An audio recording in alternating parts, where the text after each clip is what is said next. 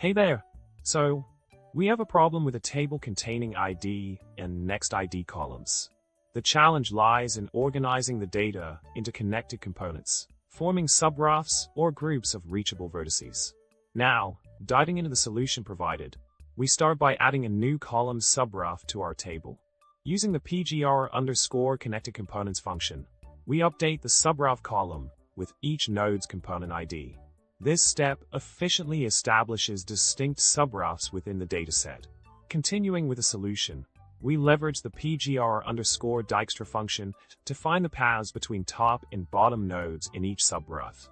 By executing a single run per subgraph, we obtain the desired paths, ensuring efficient routing within the connected components. In summary, by applying the routing extension and utilizing functions like pgr_connectedComponents and pgr_dijkstra, we efficiently tackle the graph interpretation of our data, providing optimal solutions for routing and spanning tree algorithms. So, keep exploring the possibilities with graphs and stay tuned for more exciting challenges. Remember to like, subscribe, and leave a comment below.